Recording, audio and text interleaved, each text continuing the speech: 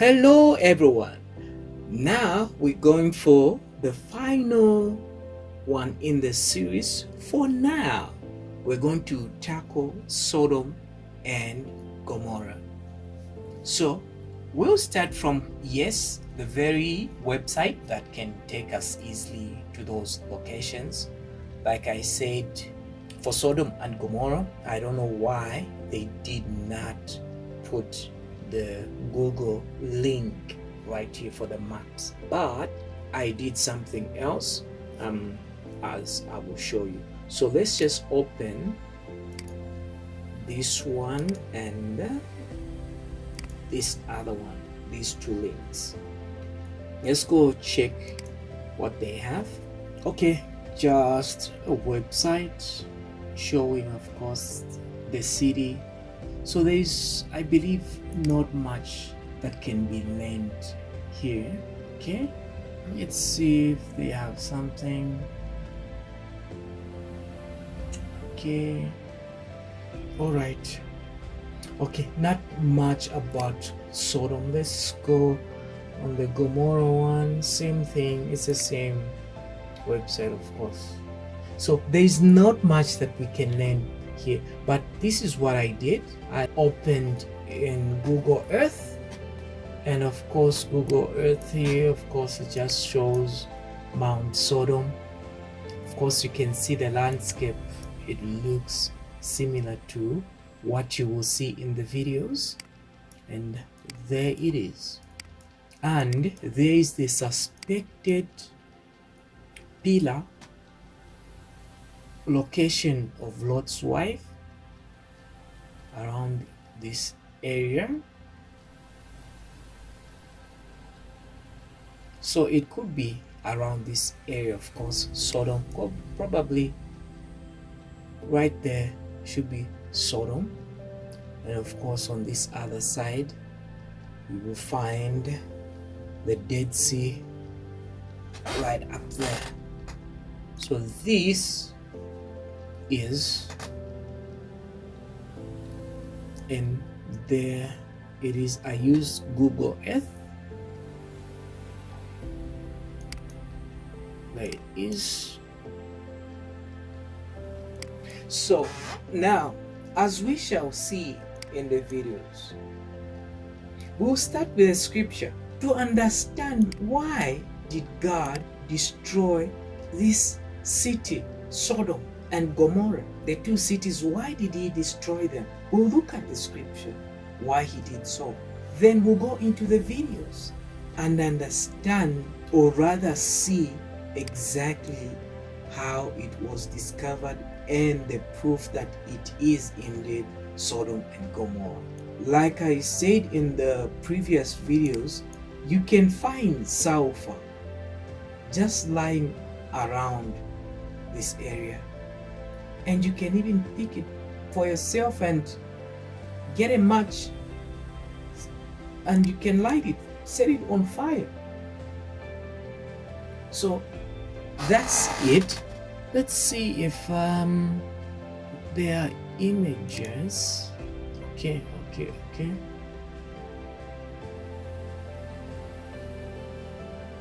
All right. Okay, so this is the Sodom and Gomorrah. Of course, as you can see, this one, it's showing us the elevation. The one that I wanted to try out was the street view, but as you can see, this area, okay, I think we can see something on these areas, but we are focused just on this area. So let's go. So at this point, okay, let's go to street view on, and let's go right there.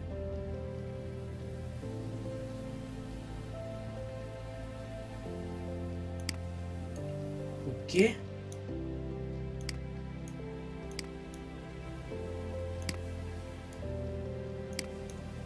all right, this they went on top. Okay, so that's the elevation on top of. So let's get another location. Let's grab this one.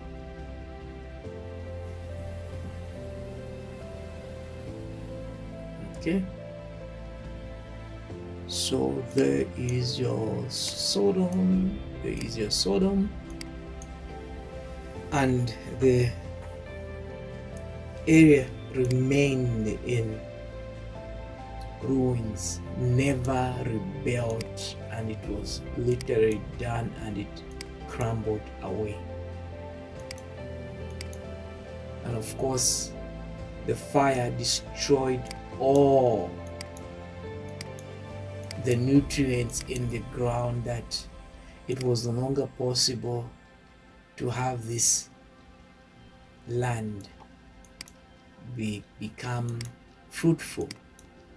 So that's it. So let's just jump right in. I won't say much on this, because you know what the Lord said. The Lord said, as it was in the time of Lot. You know what the scriptures say. These times that we see right now, and how the generation has deteriorated in terms of morals. We've gone back to Sodom and Gomorrah. We've gone back to Noah's times.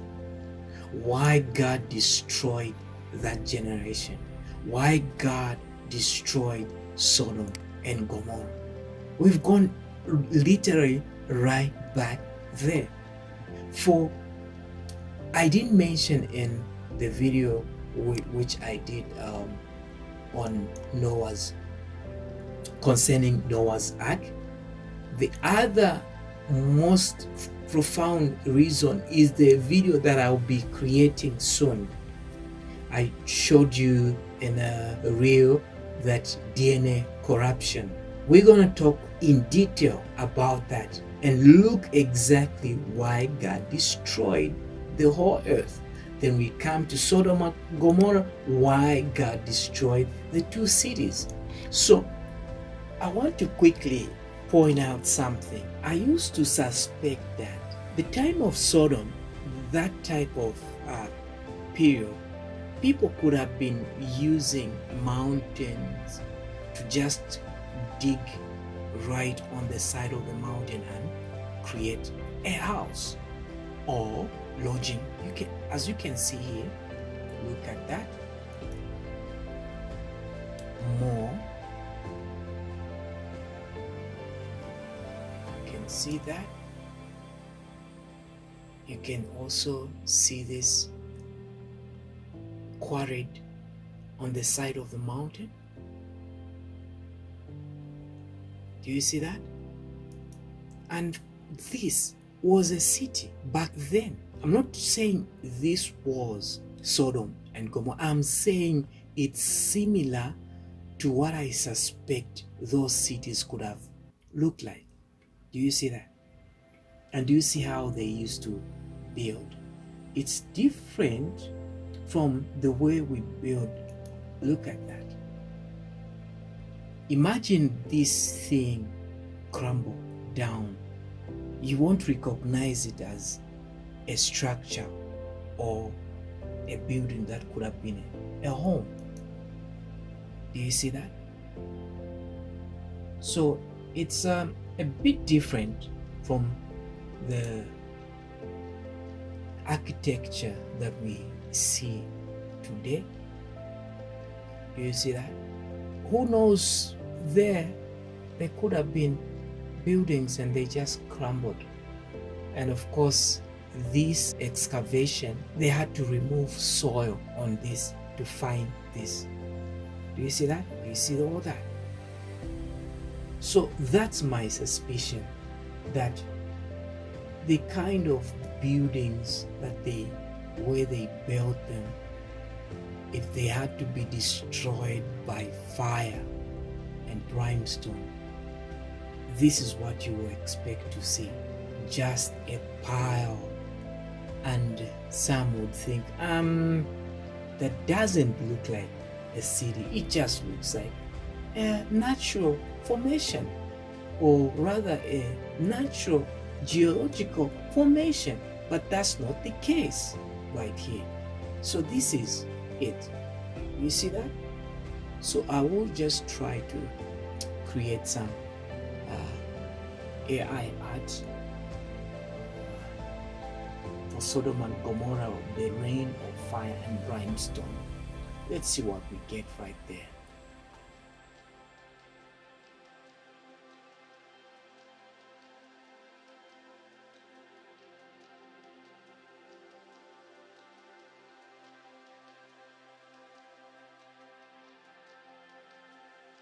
Without further ado, let's just jump right in and listen to the scriptures and see the videos. And when men heard all these things that the people of the cities of Sodom did, they refrained from coming there. And when a poor man came to their land, they would offer him silver and gold, and cause a proclamation in the whole city not to give him a morsel of bread to eat. And if the stranger should remain there in some days and die from hunger, not having been able to obtain a morsel of bread, then at his death all the people of the city would come and take their silver and gold which they had given to him. And those that could recognize the silver or gold which they had given him took it back. And at his death they also stripped him of his garments, and they would fight about them. And he that prevailed over his neighbor took them. They would after that carry him and bury him under some of the shrubs in the deserts.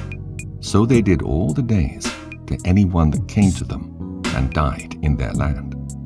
And in the course of time, Sarah sent Eliezer to Sodom to see Lot and inquire after his welfare. And Eliezer went to Sodom, and he met a man of Sodom fighting with a stranger.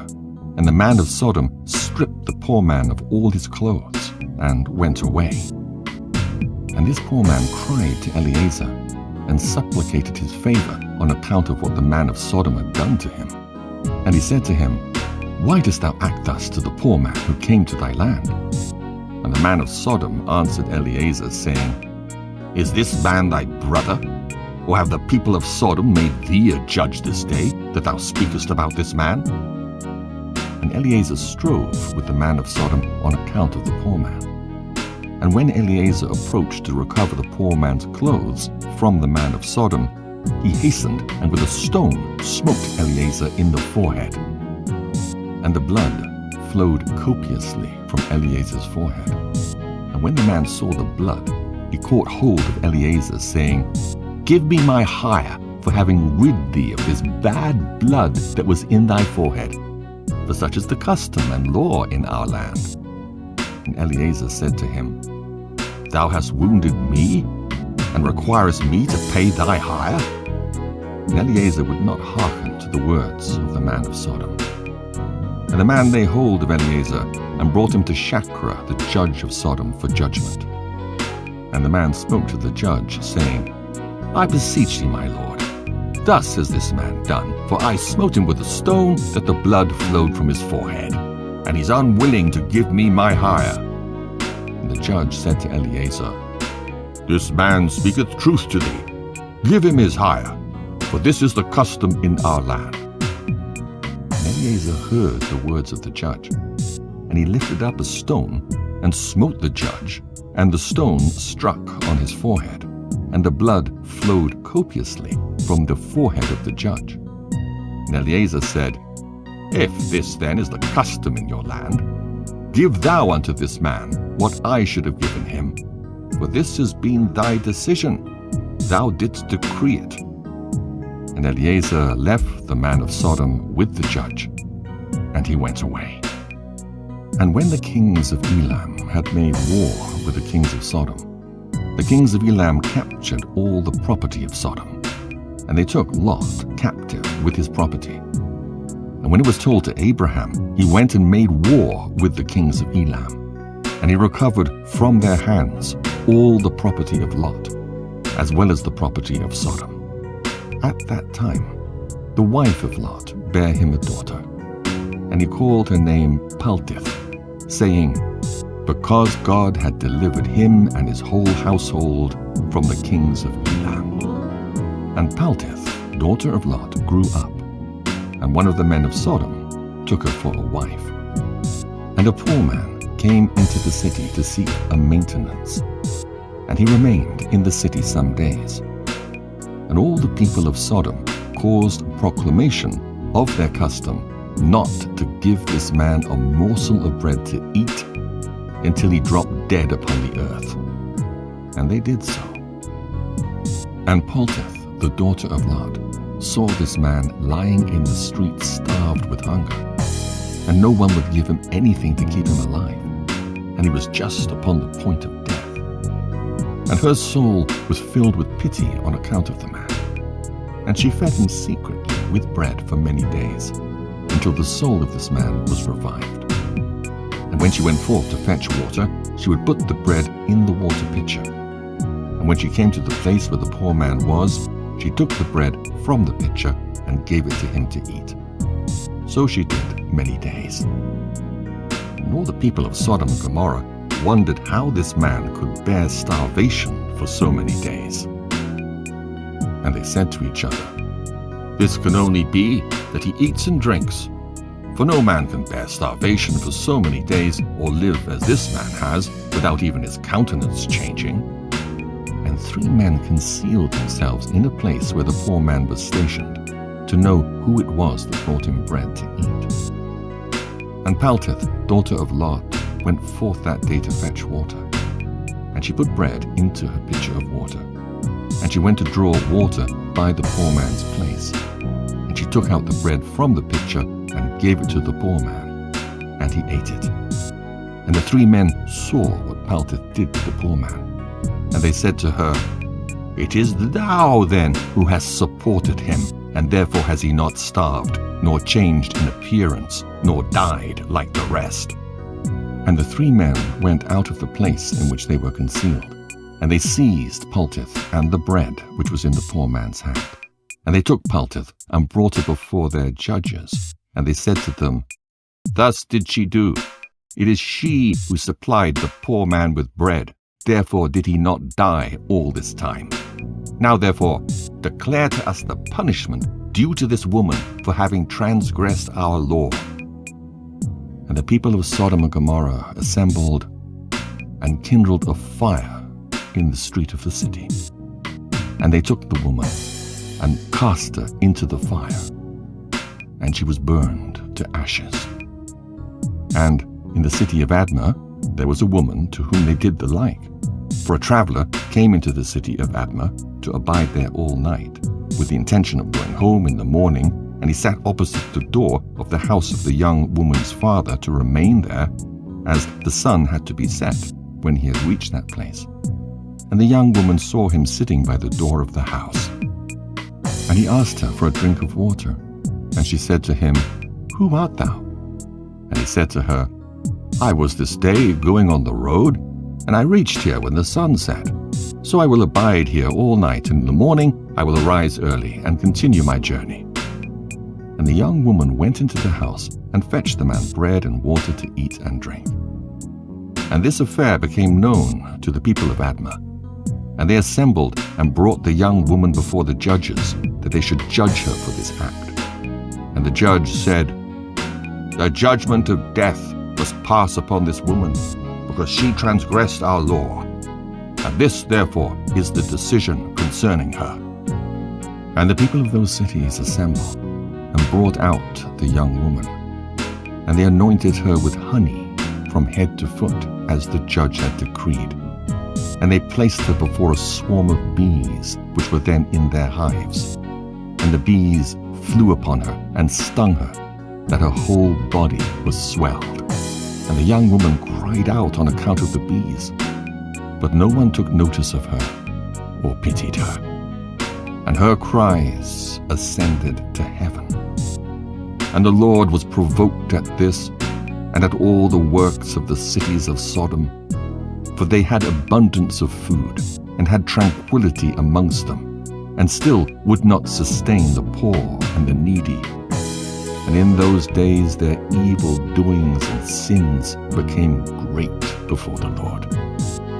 And the Lord sent for 2 of the angels that had come to Abraham's house to destroy Sodom and its cities. And the angels rose up from the door of Abraham's tent after they had eaten and drunk, and they reached Sodom in the evening. And Lot was then sitting in the gate of Sodom. And when he saw them, he rose to meet them, and he bowed down to the ground. And he pressed them greatly and brought them into his house. And he gave them victuals, which they ate.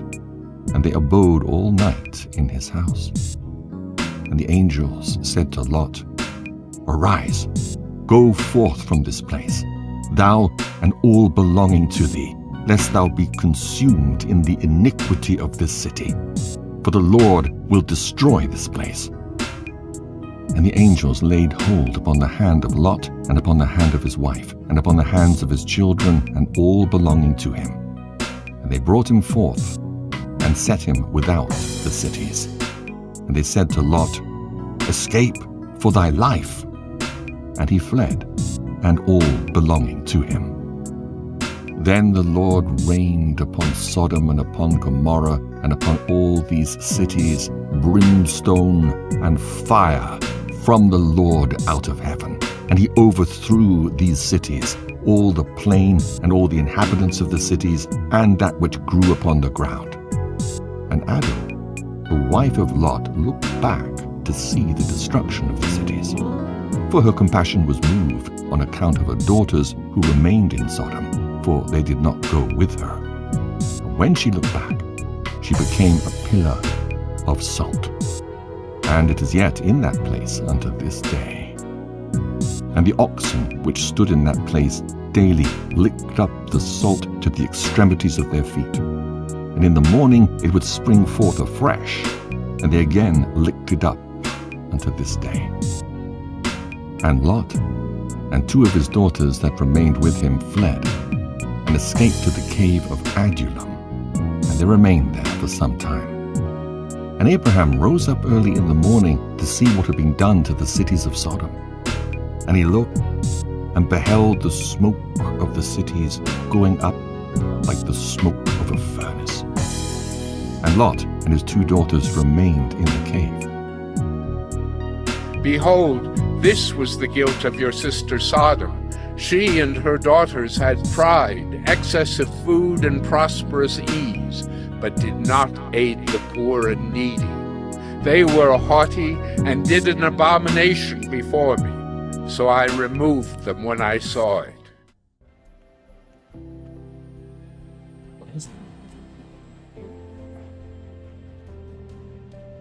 That's a good sized one. Still going. That's sulfur. That'll burn right now. Just put a lighter to it and it'll burn till it's gone. Pretty neat stuff. We're gonna set it on fire so everybody can see it burn. See it turning yellow, and it starts melting, turning black. Watch. And it's burning. Still burning. And pretty soon it'll start running down the wall.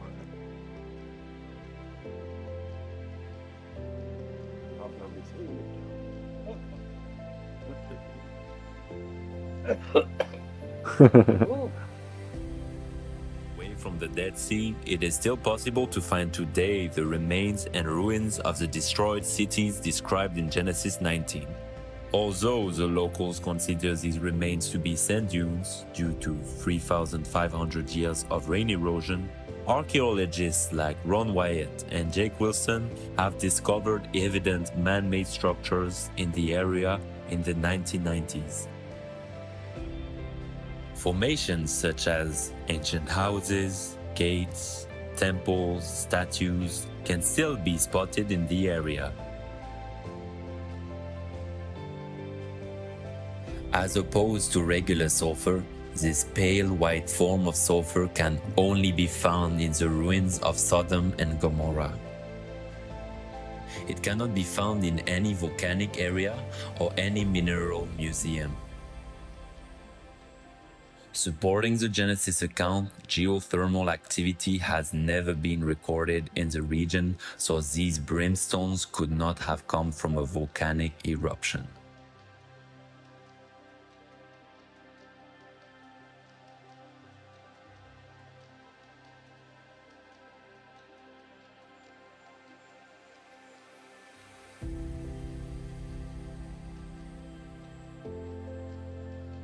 Just one touch. I didn't even see the sulfur on my finger. Look at this blister. It was so hot, it was indescribable.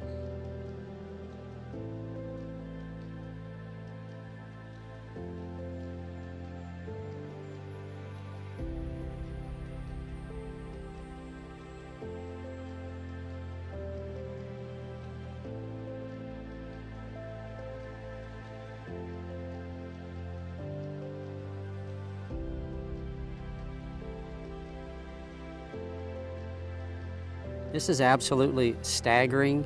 We've traveled the Holy Land. These are the believed sites of Sodom and Gomorrah. There is some discrepancy as to where they might be, but the evidence is so overwhelming that right here, this is where Sodom and Gomorrah is. I have been absolutely impacted and impressed by this. It's just, I mean, right now I just feel just a sense of awe over me right now as we're here. And as we have discovered in these areas a brimstone, and they're like balls. And this brimstone is totally different than any other place on the planet. Most other brimstone, and I should mention brimstone is synonymous with sulfur. So brimstone is kind of the old word for sulfur. So we have found sulfur balls all over in these city areas here, and it's unlike any other sulfur on the planet, as I mentioned. They're white, and they are about 90 to almost 100% pure. This brimstone is made of monoclinic, white sulfur that has been burned or cooked at a high temperature. It is quite different from natural sulfur that is formed in geothermal areas. Samples were taken to a lab for analysis.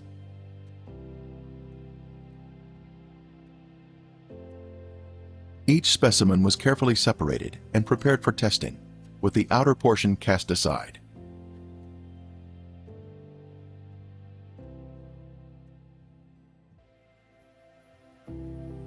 Next, the samples were dried and placed in a rock crusher. Then they were pressed onto a disc. Then they were loaded into a machine for the semi-quantitative X-ray analysis.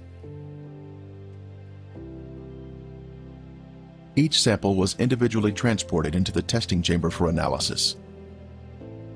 The results proved to be quite amazing.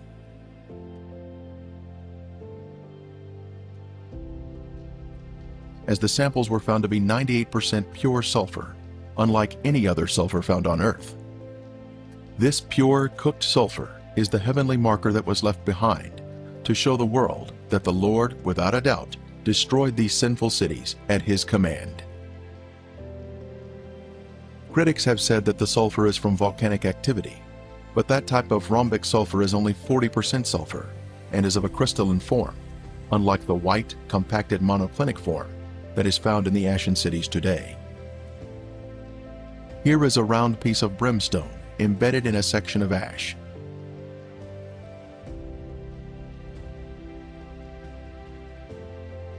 Another clump of ash contains a piece of brimstone that has a burn ring surrounding the unburned sulfur inside.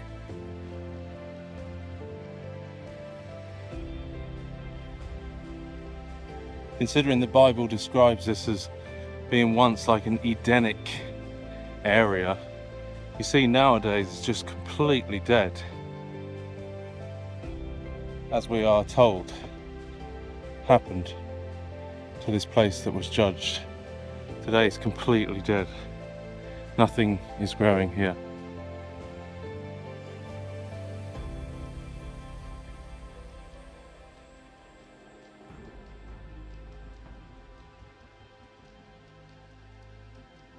The whole thing is like sponge.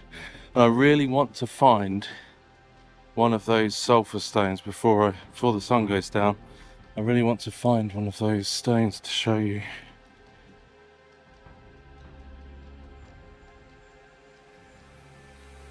That is not a normal shape. That doesn't look natural at all. That is definitely seems to be a man-made shape. And is this not enough evidence for people to find all of these man-made looking structures, ashen remains, crumble in your hands, in the location where we're told in the Bible as evidence of God's judgment, as described by Josephus, historian, but then also finding circular, almost pure sulfur balls in the middle of the ash, in the middle of the walls and the shapes of the buildings. Is this not enough evidence for us to see that A, the Bible is true, and B, God is a just God and we need a saviour? Because sin requires punishment. Sin brings on the wrath of God, and this place is the evidence of the wrath of God, a holy God who is righteous and true, and this place was very rebellious. Now, whether or not you've heard of this discovery before, I want you to think about the fact that nobody talks about this. Why is this information so suppressed? Something that Lotan said that resonates with me is there was nobody there. There was not even a tourist attraction or anything. Dude, if the LGBT community knew, if this was widespread information, and if everybody knew that Sodom and Gomorrah was real and God actually wiped out the city, why do archaeologists not look into this? What are they looking at if they're not looking at this? Where it's directly in your face, what are they actually spending their time on? Lotan said there's nobody there. Dude, this thing has been discovered since 1990. That's 31 years ago. Come on. There's no archaeologists in Sodom and Gomorrah with all this video evidence after 31 years. That's the world we live in. The truth is suppressed.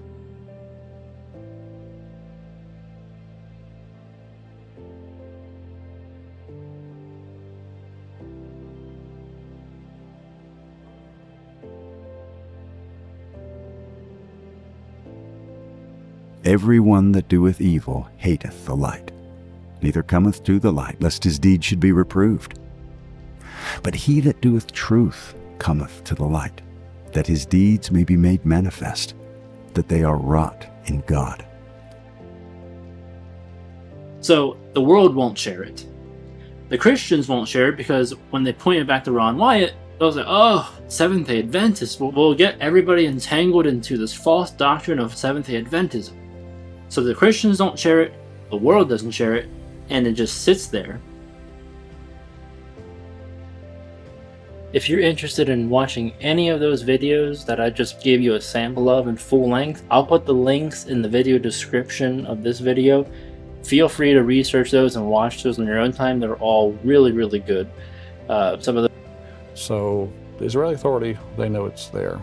I find that very interesting because, you know, Ron's first trip down there to find the Ark of the Covenant and to do all of these discoveries, this was before the Indiana Jones movies came out. Yes. It's almost as if he was the inspiration for the movie. I think, you know, in 78, Ron made this statement and Satan heard it too. And Satan said to Steve Spielberg, let's make a movie about the Ark of the Covenant. That's what I think. Okay, so the bogus story comes out when the real story is coming out. But Ron was a totally genuine man. I had an email from someone there in Middle Tennessee. She said Ron was her anesthetist when she was giving birth, and that Ron had prayed with her beforehand, and when her baby was born, it was stillborn. I've read the story. It's on your website. Yes. Yeah. And she started screaming. She was so distraught. And then she looked for Ron in the room, and over in the corner was Ron kneeling down, praying for that baby. And then a light appeared in the center of the room. Now, by the account that's on the website, it sounds like the other doctors didn't see that light, but they knew something was The doctor did tell her later, that they understood God was in the room. Huh. And that baby started crying. That light came on to say, this is not an accident. God is here, and I'm about to do something. And so God listened to Ron. There's not many people that can pray and someone comes back to life. Ron had a genuine connection with God, and he gave God all the credit, though, of course. This is something I found out through someone contacting me. It's nothing he ever told anybody. Really? So he didn't relate this, know he of. didn't Well, say anything? right, not that I know of. This is something totally new. So the man was genuine. He had an incredible connection with God, and I view him as the most important person I've ever met in my life, that's ever lived during my lifetime, is Ron Wyatt. So now we're going to get into a little bit later in the second half of the program tonight, Michael's encounter with Ron, and just how he found the discoveries and what got him interested as well. Sure. But yeah, I just find that this everywhere you turn about Ron Wyatt, other than what is seen in the media, and the media, strangely enough, has just sort of written him off and they don't talk about him. They scoff. Yeah. But he's a genuine guy. Right, you know, Satan controls the media. You can't expect the evening news to announce, Ron Wyatt has found all these wonderful things. Isn't this exciting? They're never going to say that. No, there's two obscure stories from CNN and CBS Morning News or something like that from back in the 80s and early 90s. And I can just imagine the guests on the show smirking as they're listening to this going, yeah, okay, well, coming up next, you know. Yeah, and even the majority of archaeologists, you know, a majority of them don't even believe the Exodus from Egypt ever happened. And yet we're to look to them as being the authority on whether these things are real or not.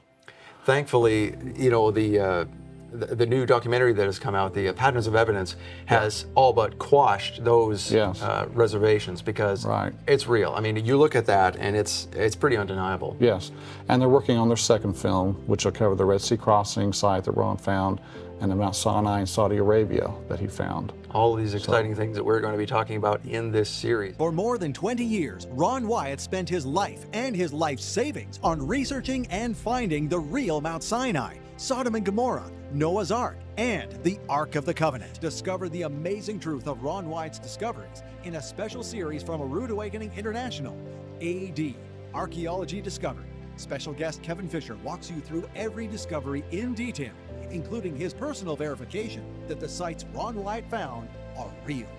You can see the four major discoveries, the Noah's Ark, Red Sea crossing, Mount Sinai, Sodom and Gomorrah. Those are visible things. Right now, you can order this fascinating series on DVD and Blu-ray. You'll get all 4 episodes as seen on Shabbat Night Live. It's not for us. God has a timing for this. It's not for us to force the issue, you know, to try to bring it out. So the Israeli Authority, they know it's there. Order AD, Archaeology Discovered. Order online or by phone.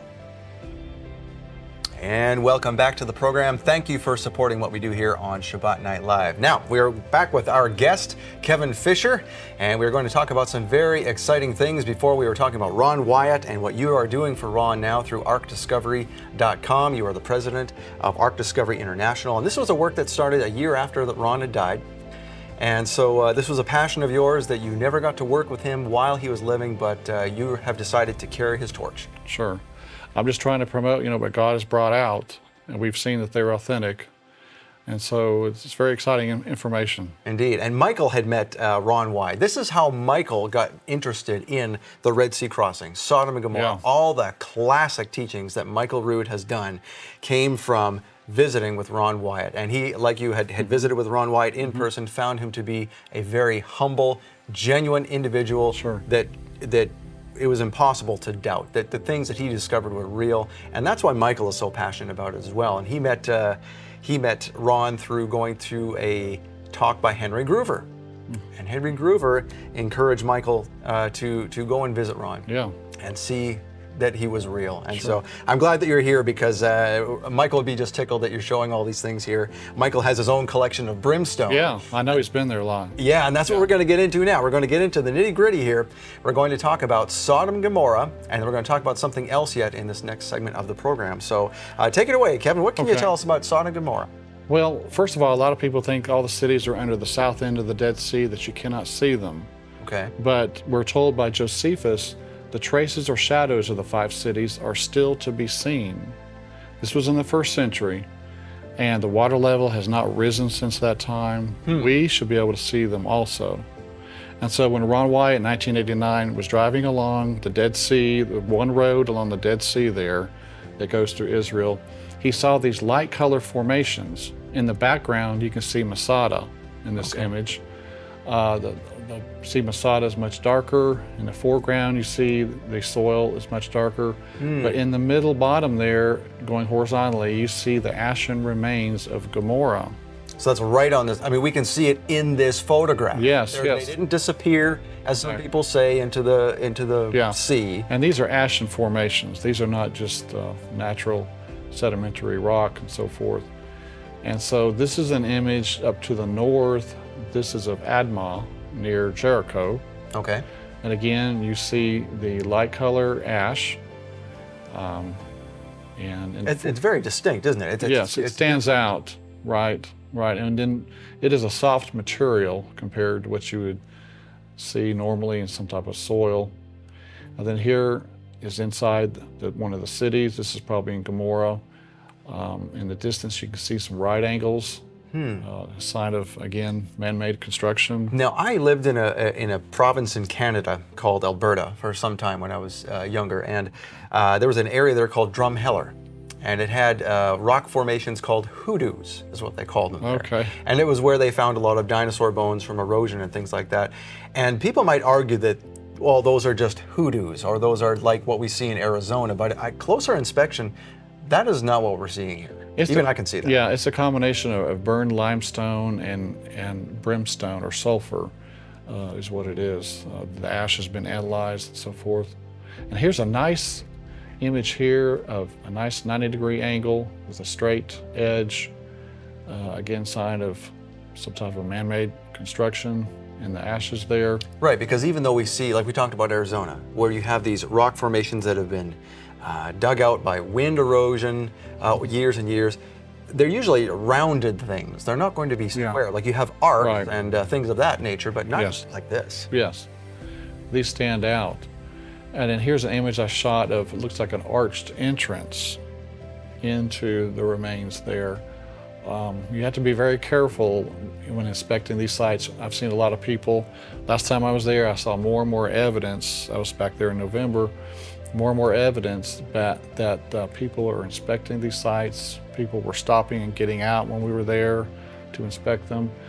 But there was a tour group that went out there and they found a hole on top of the remains here, and the people started gathering around it, and it fell through. Ooh. And 5 people died.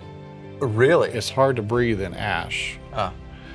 And so you have to be very careful trying to go into the remains. So now there's another risk of this whole discovery here, that although we are finding more information about this area, I mean, if there are deaths happening there, it could be quite plausible that the Israeli government could say that's enough, we're closing this off. Yes, they could at some point, but the tour groups are not going out there anymore. Of course, the tour leaders don't want to be held accountable for something happening. Oh, so this did not happen most recently in November? Not recently, no. Okay. Sometime in the past. So you have to be careful when going out there. So here's another image we could see along one of the streets. In the distance, you can see some beautiful 90-degree angles jutting out from the formations. That definitely looks like a building of some type. Yes, right. More evidence of man-made construction. And then here's a little closer shot of it. Really impressive, jutting out. So now the walls are there, but now we see a lot of sediment around the walls and water erosion over the years. What is all that sediment there? That's more of the ash that's just run down, the loose part of it that has worked its way down. There is some rain out here, not a whole lot. It does get a lot of wind erosion, as you spoke of, in this area. So most of the cities, they're in poor condition, but they're 3,500 years old. Very old remains, and it's rather soft material, so you can't expect them, to look perfect at this point. Now, Paul knew about these. He knew about these cities. He spoke of them. Now, is there any evidence to suggest, or do you know that people have always known that these cities are there, and it's just in recent times that we've dismissed it? Well, Josephus did say that he saw the brimstone. Josephus said he saw Lot's wife's pillar. And then he said traces or shadows of the cities are still to be seen. So it was documented in the first century, that they were there. And, Paul does say that they're a sign or example unto us, unto the ends of the world. And that example there is a visible example. And that's what we're seeing here, are signs of God's past judgment that we need to heed. Because this is going to happen again in the future when the lake of fire and brimstone, it falls down. So, and then here's another shot of some of the remains. Again, 90-degree angles coming out from the formations. And then here's a shot. This is like a 90-degree turn here. It's basically a square structure sticking out from the ash. It continues around the other side. So you have multiple 90-degree angles on this building. Are there any assumptions as to what some of these things may have been? I know that Michael in his series on Sodom and Gomorrah mentions one area that looks like it would have been a temple. Yes, there are some that are singular structures that do appear to be a large square-looking building. So yeah, I think we may have an image of one here in the slides. Now here is a swirling effect of thermal ionization, they call it, where there's a swirling effect where the electrons repel and attract, and these remains were swirling in the extreme heat, 6,000 degrees Fahrenheit. And so you see the swirling effect in a lot of the remains there. And this is documented by those who know about these scientific phenomena here that happen. Sure. Yeah. Yeah. Now here it says, the ash there today is composed of calcium sulfate and calcium carbonate, which are byproducts of the limestone and sulfur burning. So the ash there is made of the correct composition of the buildings, the limestone, burning up, and the brimstone being there, the sulfur. At the days of Elijah, when his altar was consumed, God sent down fire and it consumed the stone altar. So we should expect the buildings there to also be consumed and turned to ash. God's fire is a consuming fire. And that's what he did that day. He consumed all the buildings. So the chemistry doesn't lie. Right. This proves that there was a building here. These are not just geological formations. Yes, it's a testament, to what happened there. And here's a couple of ziggurats on a raised formation that I saw. They're side by side. They're made of a wider material, like a ziggurat. And here's a close-up of the side of one of them.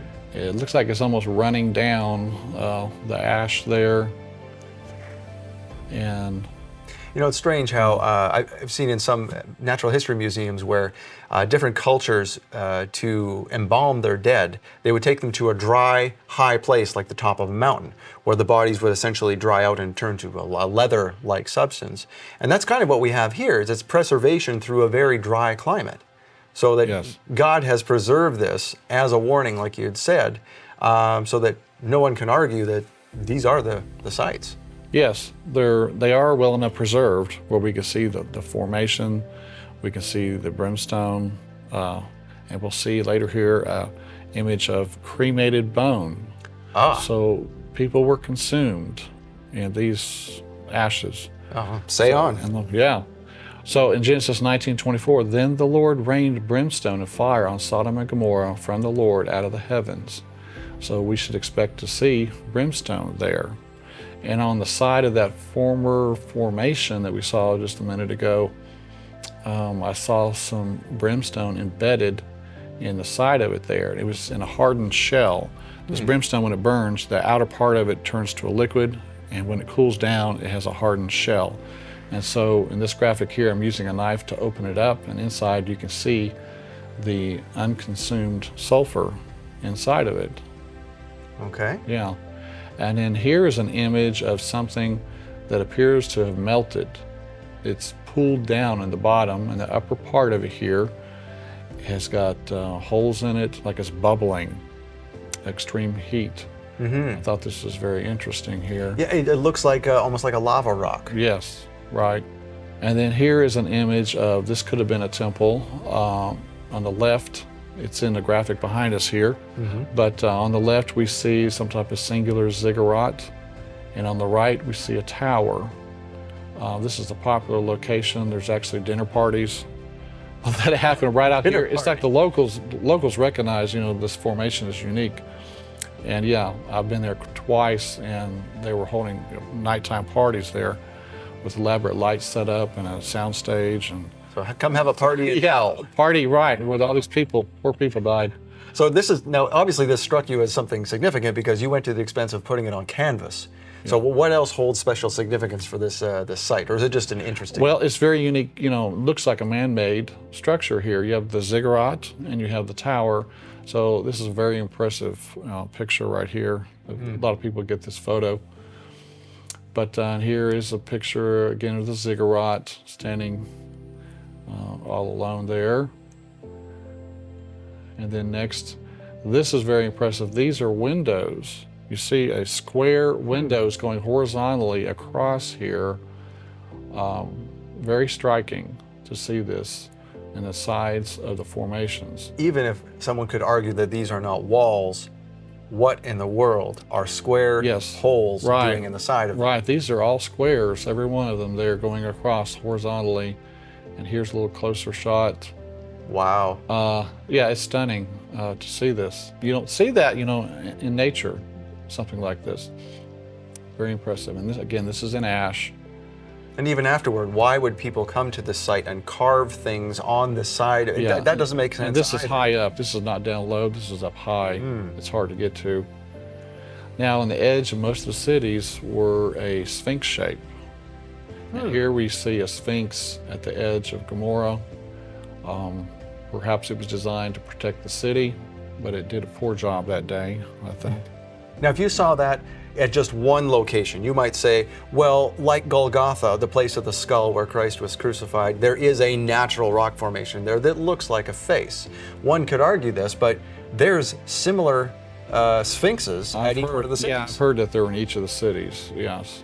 Now here's another. I'm standing by it here to get a size perspective, and you can see the nice sphinx design to it. Of course, after 3,500 years, it has eroded away, but you can still see some type of design here. So, and next, our friend Jason was climbing up the remains, trying to get to a large chunk of brimstone in the side of the remains. When you see a large chunk, it's nice to try to go after it. And he was able to climb up there and retrieve this large piece of brimstone. And what he's walking in there, you could see it was not sand, it was ash. Yes. Something had burned there. Loose material, right. And then here's another image of the brimstone that I found. It has like a burned ring around it. In the center of the cluster there on the center right is some unconsumed sulfur. Okay. So again, the burn ring, and inside you have the sulfur. Now we have a box here in front of us that we'll be going through at some point, I'm assuming. Yes. And we'll be able to show you at home what we are looking at here, because all of these things that Kevin is talking about, we're going to see up close and personal. Yeah. So stay tuned for that. It's coming up. Yeah. And so here is a piece of brimstone inside a hardened shell. Again, when the brimstone's on fire, the outside of it is liquid. When it cools down, it turns into hardened crystals. And that's what we have there, are some hardened crystals around that. Now, how hard is it to open? You had your knife in there. It's very, very stiff. It's very hardened. And so here's a piece without the hardened shell on the outside of it. There was some underneath it, but that's another piece of brimstone. Now, that's the piece that is very pure sulfur that is found nowhere else on Earth, correct? That's right. This sulfur is 95% pure sulfur. It's the monoclinic form of sulfur. Most sulfur you find naturally is the rhombic type that is a more yellow color, but it's only 50% sulfur. So there's a big difference. So God rained down a unique type of sulfur to do this work. And so he left behind a marker for us to see that, you know, these sites are real. So In one of our trips here, there's this large cluster here on this large rock over here, or actually a piece of ash, and I'll show you a close-up of it. Here's the top of it. Now, what we're seeing on top of this, all of this on top of it are the hardened crystals. So there were hundreds of pieces of brimstone underneath this burning. It turned into a big pool of liquid. And when that big pool of liquid is about 6 feet long or so, when that pool of liquid cooled down, it left these crystals on top of it. On top there, the upper part of the photo, are the crystals. In the center across here horizontally is the unconsumed sulfur or brimstone. That white section there. That white section, yeah. So very, very impressive find. Again, on top of the crystals, you see the brimstone in the center going horizontally. Very impressive find. Here's another image of it. You see the brimstone sticking out, the crystals on top. I mean, you're not going to find this anywhere else on Earth. You know, this is totally unique. So does the government of Israel allow people to go in and take sulfur? They do. You know, the area is so large, you know, there's no limit as far as I know. Let the whole earth be warned. Take yourself home a piece of brimstone and don't do this. Right. And so here is a close-up of some of the layers. Sometimes there's layering effect. In the background was the Sphinx shape we saw earlier. Ah, okay. Yeah, with the Dead Sea in the background. And so here's a close-up of another piece of brimstone in the formations that we opened up. You can see the unconsumed sulfur inside. How many times have you been to this particular site? Well, I made 3 trips over there to Israel, but I went to the site, you know, numerous times while there, many hours. It's very impressive. Originally, I was not real impressed with the Sodom and Gomorrah stuff, but once you go out there yourself and start seeing this firsthand, it's very impressive to see it come to life in front of you. Now, some of these are in vertical. They're basically shot into the sides of the walls. Or some of them are found in vertical. Yeah, they're in various locations, and some people have. Well, I think Ron Wyatt thought they may have originally been about a foot in diameter originally, and then burned down to the smaller size. And here's a 90-degree angle, sort of like a window in the side of the formations. Pretty impressive. Here is another Sphinx. Now this one's in Gomorrah again. In the background is a ziggurat shape.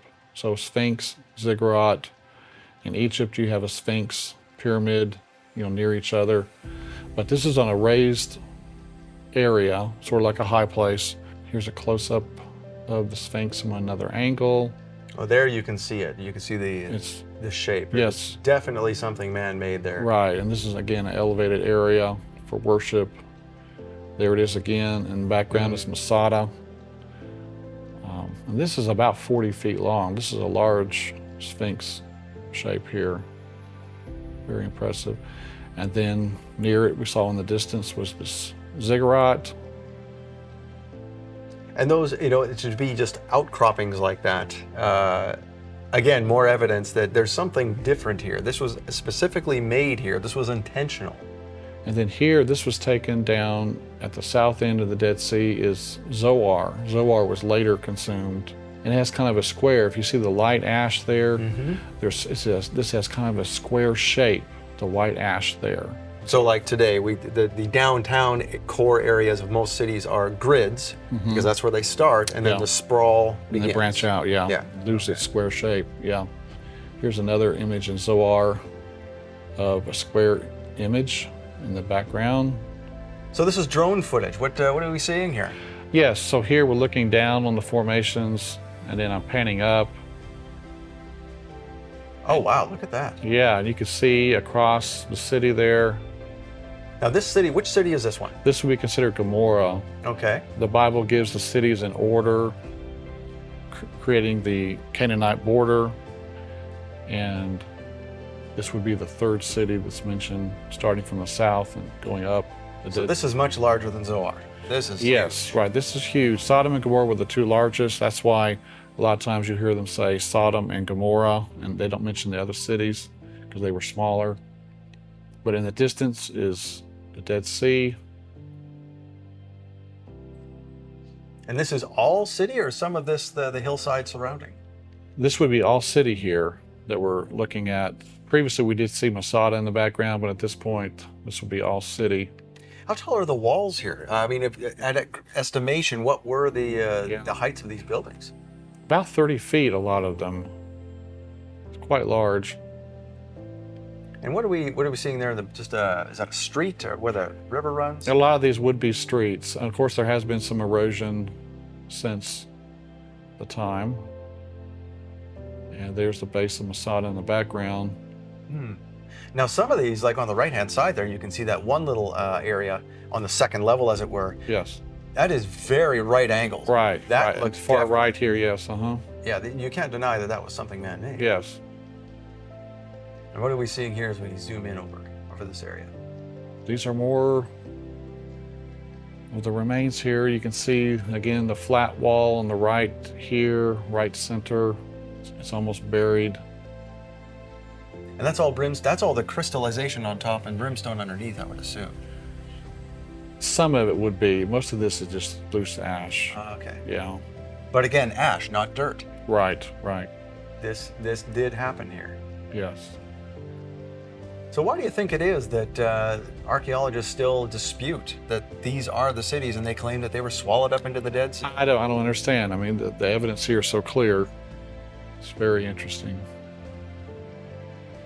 Wow, look at that. So you've gone out here several times. You bring people with you, or do you explore on your own? Well, it's usually just friends I bring out there to take a look. Okay. But very exciting to see. Now, it's also sad. I mean, you got to realize that there were, perhaps 200,000 people died here in Gomorrah.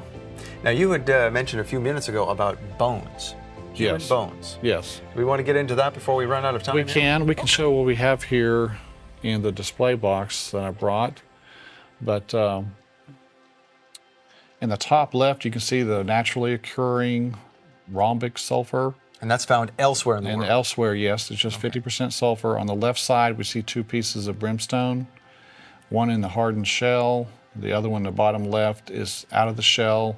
And then in the top center, we see something that looks melted, a melted substance. In the bottom center, we can see cremated bone. Dr. Leonard Moeller, in his book, The Exodus Case, he has an image of a pelvic bone and vertebrae that he found out there. This is the same Leonard Moeller who was on Michael Rood's Red Sea Crossing. That's right. The captain of the boat, as it were. Yes. And then on the right side here, we have some of the consumed brimstone where it turned into a liquid. And when it cooled down, it crystallized. So these are crystals here on the right side. And that's what we saw in that 6-foot pool that you were showing earlier. Right, the crystals. That is just eerie, especially the bone. Yeah. That makes it, why would there be people's bones out there? Why would they be cremated? What's with the ash all around the area? Sir. It all adds up, doesn't it? It does. It's just too obvious. Well, this has been fascinating, Kevin. Thank you very much. We've got... Welcome to the Holy Land and this biblical site of Sodom and Gomorrah. I have to tell you, I have been waiting a long time to do this video. This is absolutely staggering. We've traveled the Holy Land. These are the believed sites of Sodom and Gomorrah. There is some discrepancy as to where they might be, but the evidence is so overwhelming that right here, this is where Sodom and Gomorrah is. I have been absolutely impacted and impressed by this. It's just, right now I just feel just a sense of awe over me right now as we're here. And as we go through this video, you're going to see some amazing things. You're going to see some sobering things. We're going to talk about the evidences of why we're in the biblical Sodom and Gomorrah. And you're going to see some scripture as to what God did here and how Sodom and Gomorrah is a future looking forward to God's judgment to come. So follow along. Enjoy yourself, sit back. This is going to be a little bit longer video than normal. This is going to be a touching video. So the actual location, as we mentioned, is a little bit disputed, but there is growing evidence that these locations are Sodom and Gomorrah. And we're going to look at the evidence, and then we're going to look at some scripture. So Josephus, a Jewish historian writing around the time of Christ, said during his time that you could still see the evidences, you could still see Sodom and Gomorrah clearly, that they were still visible. Now we have to understand that Sodom and Gomorrah existed about 4,000 years ago. So 2,000 years after Sodom and Gomorrah were destroyed, Josephus writes that you could still see the cities visibly. So we're 2,000 years beyond that. But we also have to understand that when God destroyed Sodom and Gomorrah, and it appears to be the surrounding cities in this Dead Sea region, that he reduced them to ashes. Now what we can see here is a lot of brimstone here in this area. So I'm going to talk about some of the evidences. So Josephus says he could see the cities clearly. They have discovered in these areas a brimstone, and they're like balls. And this brimstone is totally different than any other place on the planet. Most other brimstone, and I should mention brimstone is synonymous with sulfur. So brimstone is kind of the old word for sulfur. So we have found sulfur balls all over in these city areas here, and it's unlike any other sulfur on the planet, as I mentioned. They're white, and they are about 90 to almost 100% pure. So you can light them with a match, and they burn this deep blue, yellowish color, just burning the rocks. It's just almost solid sulfur. Now, most sulfur found around the world is greenish and runs about 40 to 50% in sulfur purity. So we have these sulfur balls here that are unique. They're round, and they are almost pure sulfur, and they're white like any other place on the planet, as we mentioned. Also, archaeologists have discovered in these areas around Sodom and Gomorrah about 1.5 to 5 million bodies in graves in these areas around Sodom and Gomorrah.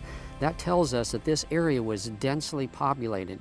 Also, we know when God destroyed Sodom and Gomorrah, he sent fire, so I'm sure there was a lot of tumult and buildings falling down and stuff like that.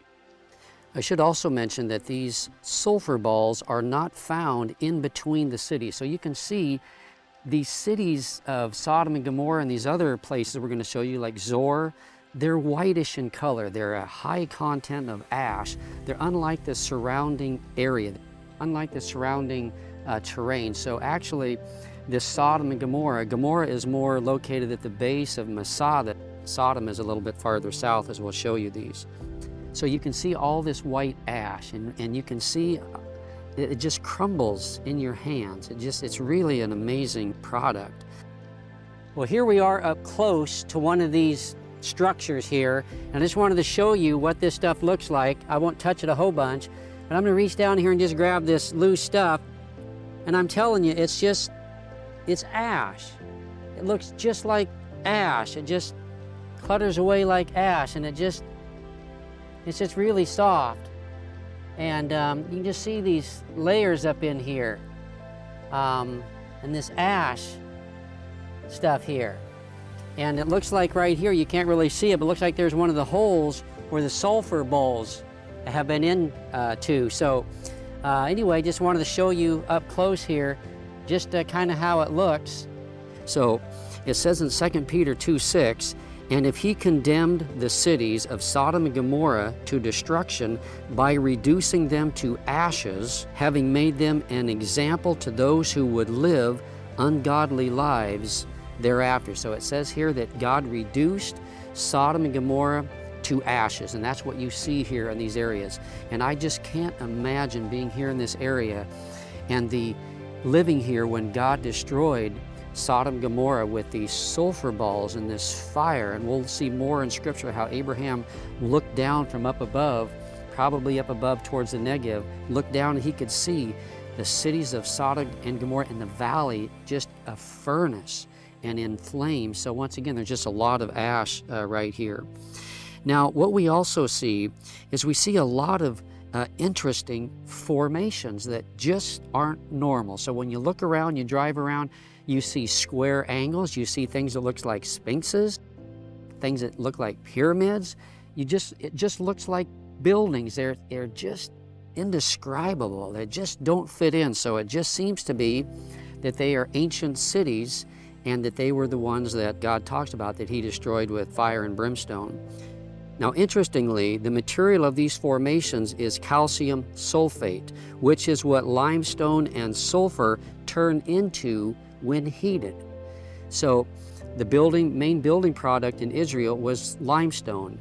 So when limestone is heated up to an extreme temperature and mixed with sulfur, it turns into calcium sulfate, and that's exactly what these formations are made up of. Now also there is charcoal in the layers of these formations. Ashes, charcoal, black charcoal, ash layers, things like that that would talk about extreme heat and fire. Now all this evidence just seems to point to the fact that these were the ancient cities of Sodom and Gomorrah. Also, I should mention there is no geothermal activity in these areas, and that means volcanoes, things like that. So there's no volcanoes, nothing to explain this ash, this calcium sulfate, this charcoal, these formations. They're just undescribable. And as I mentioned, there's these unexplained shapes that look like buildings, sphinxes, pyramids, palaces. It's just amazing to see. Now the thought of God raining down fire and brimstone upon these cities and the peoples in this area is staggering, and it gives me chills up and down my spine as I think about it. It was just an oven. And once again, God destroyed Sodom and Gomorrah, as it says in 1 Peter, as an example for those who would come to warn us of the judgment of God. God is a loving God, He is a merciful God, but He will met out justice. He will pour out His wrath on a world and on a person and people who reject Him and turn their back to Him. Now we're going to look at some scripture here, so follow along. It's absolutely breathtaking as we look at this. Now I should mention that before God destroyed Sodom and Gomorrah and the surrounding cities, this area was a well-watered, lush, and green valley. It says in Genesis 13:10, Lot lifted up his eyes and saw all the valley of the Jordan, that it was well watered everywhere. This was before the Lord destroyed Sodom and Gomorrah, like the garden of the Lord, like the land of Egypt as you go towards Zoar. So it was very lush, like the garden of the Lord, imagery like it was the Garden of Eden. Now today, because of the destruction of Sodom and Gomorrah, this area is a wasteland where nothing grows. So not only did God destroy the people here, but the land as well. However, in Ezekiel 47, 7 through 9, God speaks of how during the millennial reign of Christ on earth, after Christ comes back at the end of the Great Tribulation, that God will cause a massive river from Jerusalem to flow down through the Dead Sea area, and it will return to how it was before God destroyed it. Now God told Abraham through two angels His plan to destroy Sodom and Gomorrah and some of the surrounding cities. So it says in Genesis 18, and the Lord said, the outcry of Sodom and Gomorrah is indeed great, and their sin is exceedingly grave. I will go down now and see if they have done entirely according to this outcry, which has come to me, and if not, I will know. So God obviously knew everything that was happening, but He is talking. He's going to send some angels down to actually see and let them witness and in essence allow the Sodomites and these people to expose their sin. So God's really going down to expose them and to show them His justice in destroying them. Now Abraham pleaded with God to spare the cities because of those who might be righteous living in them. So Abraham tried to persuade God not to destroy these cities, but it says in Genesis 18:32, and he said, God speaking, I will not destroy it on account of the 10. As soon as he had finished speaking to Abraham, the Lord departed, and Abraham returned to his place. So you probably remember, if you don't, Abraham and God had a discussion, and Abraham kept saying, if there's 50, if there's 40, if there's 30, if there's 20, finally got down to 10. God says, even if there's 10, I won't destroy Sodom and Gomorrah and some of the surrounding cities. And there were thousands, if not hundreds of thousands, possibly millions of people in this whole area that God destroyed, and God could not find 10 righteous people. So the wickedness of Sodom and Gomorrah is revealed. So in Genesis 13, it says, now the men of Sodom were wicked exceedingly and sinners against the Lord. So when God speaks of Sodom and Gomorrah, he's going to speak more of Sodom, but it refers also to Gomorrah and some of the other surrounding areas, we believe. So in Genesis 19, we pick up the story and we see about these angels that come down. Amazing. Now the two angels came to Sodom in the evening as Lot was sitting in the gate of Sodom. When Lot saw them, he rose to meet them and bowed down with his face to the ground, and he said, Now behold, my lords, please turn aside into your servant's house and spend the night, and wash your feet. Then you may rise early and go on your way. They said, however, No, but we shall spend the night in the square. Yet he urged them strongly. So they turned aside to him and entered his house. And he prepared a feast for them and baked unleavened bread, and they ate. Before they lay down, in order to go to sleep, before they lay down, the men of the city and the men of Sodom surrounded the house, both young and old, all the people from every quarter. And they called to Lot and said to him, so we have a mass gathering of people from all over Sodom, and they amass and they come at Lot's door, and they say, Where are the men who came to you tonight? Bring them out to us that we may have relations with them. Talking about homosexuality, talking about men lying with men, a perverse sin. Now, some people, and today we're living in a day when a lot of people are trying to explain away that homosexuality is a sin. This makes it very clear that homosexuality is a grave sin and was the main reason why God destroyed Sodom and Gomorrah. Now, there were other reasons as well. They were wicked in other areas, stealing, corruption, but it was the homosexuality was what brought the barometer up to a point where God decided to step in. And I believe that a homosexuality in a culture is a measuring thermometer, so to speak, of when God has enough, when sin reaches such a grave area, a grave level, that he just decides to step in. So the main reason why God destroyed Sodom and Gomorrah and some of the surrounding cities was because of homosexuality. So these men wanted to have sexual relations with these angels. They didn't know that they were angels. They just thought they were regular men. These angels disguised themselves as men. They wanted to have sexual relations with them, homosexuality. And Lot says, Please, my brothers, do not act wickedly. Homosexuality is acting wickedly. Now behold, I have 2 daughters who have not had relations with man. In other words, we're still virgins. Please let me bring them out to you, and do to them whatever you like, only do nothing to these men, inasmuch as they have come under the shelter of my roof. But they said, this is the whole mass of people outside Lot's door trying to break in to have relations, homosexuality relations with these 2 angels. But they said, Stand aside. Furthermore, they said, This one came in as an alien. Now they're going to mock Lot for being a foreigner. This one came in as an alien, and already he is acting like a judge. Now we will treat you worse than them. So you can just see the wickedness of these men. It's like they're just going to barge in, get Lot out of the way, and they're going to have sexual relations with these visitors. So it appears it was just this homosexuality was just rampant. So they pressed hard against Lot and came near to break down the door. So they were breaking in. But the men, 2 angels, reached out their hands and brought Lot into the house with them and shut the door. They struck the men who were at the doorway of the house with blindness, both small and great. So we're talking about all levels of people, and appears even lower ages, young men as well involved in this, so that they wearied themselves trying to find the doorway. So now God is going to warn Lot and his family to get out and flee, because God now is going to be justified in destroying Sodom and Gomorrah. The sin is evident. It's come to a fruition, and so he's going to step in. So in Genesis 19 it says, Then the 2 men said to Lot, Whom else do you have here? A son-in-law, and your sons and your daughters, and whomever you have in the city, bring them out of the place. For we are about to destroy this place, because their outcry has become so great before the Lord that the Lord has sent us to destroy it. Lot went out and spoke to his sons-in-law, who were to marry his daughters. They were engaged, and said, Up, Get out of this place, for the Lord will destroy the city.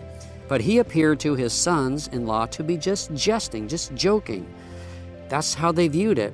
When morning dawned, the angels urged Lot, "Up, take your wife and your 2 daughters who are here, or you will be swept away in the punishment of the city." But he hesitated. Lot hesitated. He did not want to really obey. He did not want to follow. It appears that Lot's wife, they were just in love with the city lights of Sodom and Gomorrah and did not want to leave. It says he hesitated. So the men, these are the angels, seized his hand and the hand of his wife and the hands of his 2 daughters, for the compassion of the Lord was upon him, and they brought them out and put him outside the city. So the angels had to literally drag Lot and his family out to save them. And then they say, "Escape for your life. Do not look behind you and do not stay anywhere in the valley. Escape to the mountains or you will be swept away."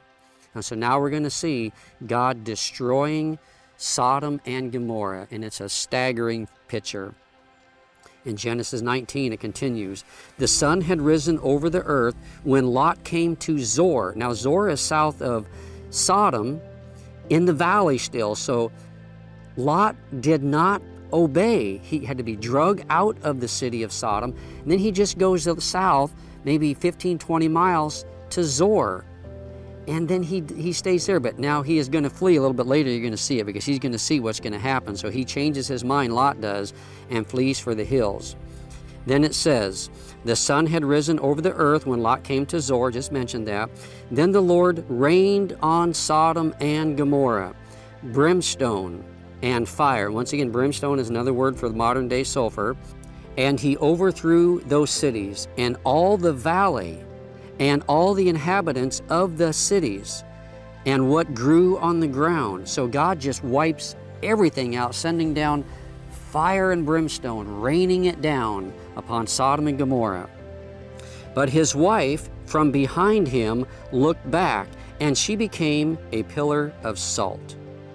Now Abraham arose early in the morning and went to the place where he had stood before the Lord, and he looked down towards Sodom and Gomorrah." So Abraham's up above, probably in the Negev, looking down. There's a steep drop as you go down into the Jordan Rift Valley, and he could see from up above Sodom and Gomorrah being destroyed, and it says the whole valley was just like a furnace of fire. "And he looked down toward Sodom and Gomorrah and toward all the land of the valley, and he saw, and behold, the smoke of the land ascended like the smoke of a furnace. Thus it came about, when God destroyed the cities of the valley, that God remembered Abraham and sent Lot out of the midst of the overthrow, when he overthrew the cities in which Lot lived." Now, the destruction of Sodom and Gomorrah is used all throughout the Bible as an example of what God is going to do to the ungodly. Moses used them as warnings for future generations of the Israelites. It says in Deuteronomy 29, "All this land is brimstone and salt, a burning waste, unsown and unproductive, and no grass grows in it, like the overthrow of Sodom and Gomorrah, Admah and Zeboim, which the Lord overthrew in his anger, in his wrath." So that we have 2 other cities now mentioned here. So it appears there were 5 main cities around this Dead Sea and south wherein God destroyed. The prophets also continually use Sodom and Gomorrah as an example of God's wrath on the ungodly. In Jeremiah 49:18 it says, "Now the overthrow of Sodom and Gomorrah with its neighbors, says the Lord, no one will live there, nor will a son of man reside in it." Talking about judgment against the nation of Israel. Lamentations 4, "For the iniquity of the daughter of my people is greater than the sin of Sodom, which was overthrown as in a moment, and no hands were turned towards her." So the light and the knowledge that the Israelites had compared to Sodom and Gomorrah, you have to think about this. Sodom and Gomorrah did not have a lot of revelation. They don't have the scriptures like we have them in their entirety. They didn't see all of that. And yet they had the knowledge of God through creation. It says in Romans 1 that through creation we can know God. And then it says in Romans 2 that God writes His laws in our hearts. He gives us a conscience. And so depending on how we respond to that, then God will treat us. So these people of Sodom and Gomorrah did not have the revelation that the Israelites had. That's why God would say the iniquity of the daughter of my people is greater than the sin of Sodom, which was overthrown. Now, Jesus also used Sodom and Gomorrah as examples of God's judgment on the ungodly. In Luke 17, it says, "It was the same as happened in the days of Lot." Jesus is talking about future destruction. "They were eating, they were drinking, and they were buying, they were selling, they were planting, they were building, but on the day that Lot went out from Sodom, it rained fire and brimstone from heaven and destroyed them all. It will be just the same on the day that the Son of Man is revealed." So when Jesus Christ comes back in power and great glory at the end of the tribulation period, He is going to judge, and He uses the imagery of Sodom and Gomorrah in the same way that He's going to come back and judge the earth. Now the apostles also used, and the writers of the New Testament also used, Sodom and Gomorrah as an example of God's impending judgment on the ungodly. It says in 2 Peter 2, "For if God did not spare angels when they sinned, but cast them into hell and committed them to the pits of darkness reserved for judgment, and did not spare the ancient world, but preserved Noah, a preacher of righteousness, with 7 others, when He brought a flood upon the world of the ungodly, and if He condemned the cities of Sodom and Gomorrah to destruction by reducing them to ashes, having made them an example to those who would live ungodly lives thereafter. And if He rescued righteous Lot, oppressed by the sensual conduct," talking about the homosexuality, "of unprincipled men, reprobate men, ungodly men, for by what he saw and heard, that righteous man, while living among them, felt his righteous soul tormented day and night by their lawless deeds." It's talking about Lot and how he felt as he lived amongst the wickedness. "Then the Lord knows how to rescue the godly from temptation, and to keep the unrighteous under punishment for the day of judgment, and especially those who indulge the flesh in its corrupt desires and despise authority." So Sodom and Gomorrah are an example of God judging, but it's also an example of God rescuing Lot out of the sin. In the same way that He rescues us out of sin and saves us, He did that. So Sodom and Gomorrah have two powerful messages. God is going to judge, but those who will follow God and follow the light He gives them and trust in Christ as their Lord and Savior, He will save them out of the wickedness. It says in Jude 1, "Now I desire to remind you, though you know all these things once for all, that the Lord, after saving a people out of the land of Egypt, subsequently destroyed those who did not believe, and angels who did not keep their own domain, but abandoned their proper abode, He has kept in eternal bonds under darkness for the judgment of the great day, just as Sodom and Gomorrah and the cities around them, since they in the same way as those indulged in gross immorality," homosexuality and their wickedness, "and went after strange flesh." That's talking about men with men, women with women. It is same-sex sex. It is disgusting. It is sinful. It is a great sin in God's eyes, are exhibited as an example in undergoing the punishment of eternal fire. It also says that the homosexuals will not inherit the kingdom of God. Now it names other sins as well, but this homosexuality was a serious, grave sin. Now God uses the same imagery of fire and brimstone in the destruction of Sodom and Gomorrah as for what hell will be like. So Sodom and Gomorrah are an example, a small example of what hell is going to be like. It says in Revelation 20, "And the devil who deceived them was thrown into the lake of fire and brimstone." Once again, brimstone and sulfur, "where the beast and the false prophet are also, and they will be tormented day and night forever and ever." And then later it says that those whose names aren't written in the book of life, those who aren't saved, also will be cast into the lake of fire where the devil and the beast are, and they will also be burned and tormented forever and ever. So what lessons can we use from these cities here of Sodom and Gomorrah and the destruction of them? Well, Sodom and Gomorrah are a foreshadow of what hell is going to be like. And once again, as we're here, it just sends shivers up and down my spine as I think of God raining down this fire and this brimstone and just singeing, just scorching, licking everything up, and the torment and the people and the destruction that happens. So it's an imagery, it's a foreshadow of what hell is going to be like in a small way. Hell will be far worse. The people here died, but hell is eternal. Interestingly, in talking about destruction and hell, Jesus talked more in the New Testament, in the Gospels, about hell than he did about heaven. It is a reality, and it is eternal, whether or not we want to believe it. I'm certain that the people of Sodom and Lot's family, the sons-in-law, they just thought God was joking. In the same way, most people today mock God's judgment, and many people, even Christians, are now turning away from the reality of hell. If you mention the reality of hell or talk about it, they flee from that. But just because it might make us uncomfortable and we might mock and reject it, does not mean it's not a reality. The reality of hell is the same as gravity. Whether you believe in it or not, it exists and it is a reality. Now, if God, the prophets, Christ, and the apostles use Sodom and Gomorrah as an example of eternal judgment in hell that awaits the ungodly, then we should do the same today. We should not flee away from it. We should lovingly and kindly and respectfully talk about the reality of hell, because you have two distinct realities in creation, heaven and hell. And each person has an eternal soul, and they're going to spend eternity in one of those two places. Now, God is a God of love, and He has done everything possible to save us.